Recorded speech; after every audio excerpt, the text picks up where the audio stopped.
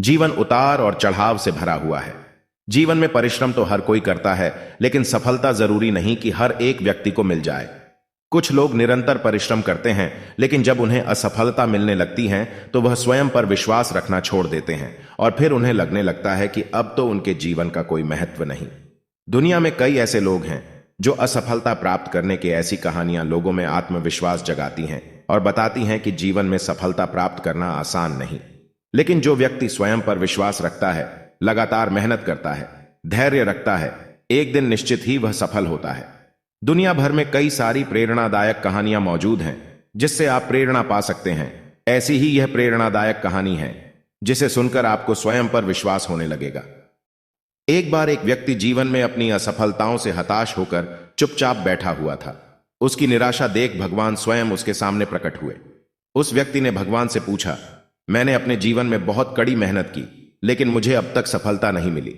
मैं लगातार असफलता प्राप्त करते जा रहा हूं। अब आप बताइए कि मेरे जीवन की क्या कीमत है। इस पर भगवान मुस्कुराए और मुस्कुराते हुए उसे एक लाल चमकदार छोटा सा पत्थर थमा दिया।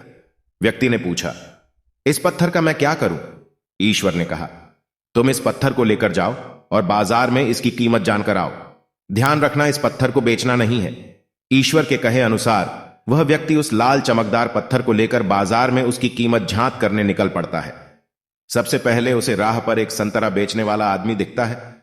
वह सबसे पहले उस आदमी के पास जाता है और पूछता है, भाई, तुम इस लाल रंग के पत्थर का क्या कीमत दोगे? संतरे वाला पत्थर की सुंदर रंगों को देख कहता है, तुम इस पत्थर के बदले में मुझसे 5 से 6 संतरे ले जा सकते हो। व्यक्ति ने कहा कि मुझे तो इस पत्थर को बेचना नहीं है। यह कहकर वह आगे बढ़ जाता है। आगे राह में उसे एक सब्जी वाला दिखता है। उस सब्जी वाले से पूछता है कि भाई, तुम इस लाल रंग के पत्थर को कितने में खरीदोगे? सब्जी वाला भी उस पत्थर की खूबसूरती से आकर्षित होकर कहता है कि तुम्हें इस पत्थर के बदले में मैं एक बोरा आलू दे सकता हूं। बताओ, बेचोगे इस पत्थर को? व्यक्ति कहता है, नहीं, मुझे इस पत्थर को नहीं बेचना है। अब वह व्यक्ति सीधे एक सोनार की दुकान चला जाता है। सोनार की दुकान में बहुत बेशकीमती खूबसूरत गहने पड़े हुए थे। वह व्यक्ति अब उस सोनार को पत्थर दिखाते हुए पूछता है कि इस पत्थर की कीमत क्या लगाओगे? सोनार बहुत ध्यान से उस पत्थर को देखता है। अंत में वह कहता है कि इस पत्थर के बदले में मैं तुम्हें 1 करोड़ रुपए दे सकता हूं। लेकिन वह व्यक्ति बोलता है कि मुझे इस पत्थर को नहीं बेचना। सोनार को लगता है कि शायद दाम कम बता रहा हूं, इसीलिए वह पत्थर बेचने से मना कर रहा है। इसीलिए सोनार पत्थर की कीमत बढ़ाकर 2 करोड़ कर देता है। लेकिन वह व्यक्ति तब भी यही कहता है कि मैं इस पत्थर को तो बेच ही नहीं सकता। सोनार के दुकान से निकलकर वह व्यक्ति अब हीरे की दुकान में घुसता है, जहां पर बहुत बेशकीमती रत्न पड़े हुए थे। व्यक्ति हीरे के दुकानदार को पत्थर दिखाते हुए इसकी कीमत पूछता है।